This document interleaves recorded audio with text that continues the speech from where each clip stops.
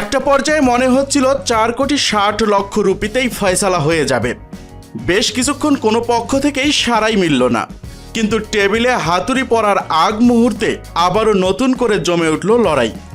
তরতরিয়ে বাড়তে থাকলো মুস্তাফিজুর রহমানের পারিশ্রমিক। শেষ পর্যন্ত তা থামল 9,20,00,000 রুপিতে।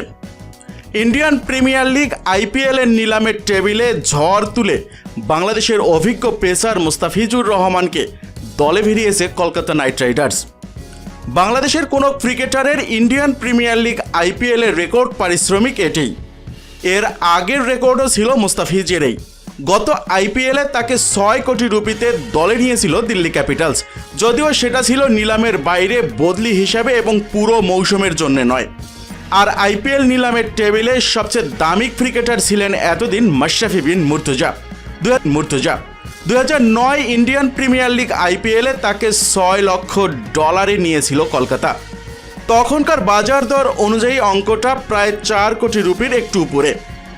মুস্তাফিজকে নিয়ে এবার নিলামে বাড়তি আগ্রহ থাকতে পারে বলে ধারণা ছিল আগে থেকেই। অনেক দিন ধরেই এই সংস্করণে দারুণ ফর্মে আছেন তিনি। তবে IPL চলার সময় দেশের মাঠে নিউজিল্যান্ডের বিপক্ষে বাংলাদেশের সিরিজও আছে, তাই একটু শঙ্কার জায়গা ছিল তার প্রতি দলগুলোর দৃষ্টিভঙ্গির জায়গা নিয়ে। তবে শেষ পর্যন্ত ফুটে উঠল তাকে পেতে মরিয়া হয়েই নিলামে এসেছিল দুই দল। 2 কোটি রুপি ভিত্তিমূল্য নিয়ে মুস্তাফিজ ছিলেন পেসারদের দ্বিতীয় সেটে। নিলামের মূল ধাপগুলো শেষে বাকি থাকা ক্রিকেটারদের মধ্যে যাদের প্রতি দলগুলোর আগ্রহ আছে সেই তালিকা নিয়ে অ্যাক্সিলারেটেড একটি রাউন্ড হয়। সেখানেই তোলা হয় মুস্তাফিজের নাম। লড়াইয়ের শুরুটা ছিল চেন্নাই সুপার কিংস এবং দিল্লি ক্যাপিটালসের। পরে বিদায় নেয় দিল্লি, যোগ হয় শাহরুখ খানের কলকাতা নাইট রাইডার্স। টাকার অঙ্ক যখন বাড়ছে, কয়েক দফায় দুই দলকেই একটু সময় নিয়ে পরামর্শ করতে দেখা যায়। শেষ পর্যন্ত শেষ হাসি হেসেছে জুই চাওয়ালা, শাহরুখ খানরাই। ইন্ডিয়ান প্রিমিয়ার লিগ IPL-এ মুস্তাফিজের 9ম মৌসুম হবে এটি। তবে বলিউড মহাতারকা শাহরুখ খানের দল কলকাতায় খেলবেন তিনি প্রথমবারের মতো। 8 আসরে 5টি ভিন্ন দলের হয়ে মোট 60টি ম্যাচ খেলেছেন 30 বছর বয়সী এই বাঁহাতি পেসার। ওভার প্রতি প্রায় 8.13 রান দিয়ে উইকেট নিয়েছেন 65টি। 2016 সালে অভিষেক আসরে 17 উইকেট নিয়ে তিনি আসরের সেরা উদীয়মান ক্রিকেটারের পুরস্কার পেয়েছিলেন। এই স্বীকৃতি পাওয়া একমাত্র বিদেশি ক্রিকেটার এখনও পর্যন্ত তিনিই। কলকাতায় 7 মৌসুম খেলেছেন বাংলাদেশের সর্বকালের সেরা ক্রিকেটার সাকিব আল হাসান। মুস্তাফিজুর রহমান এখন ব্যস্ত IL T20-তে। প্রথমবারের মতো সংযুক্ত আরব আমিরাতে এই লিগে খেলছেন তিনি। দুবাই ক্যাপিটালসের হয়ে 4 ম্যাচ খেলে উইকেট নিয়েছেন 6টি।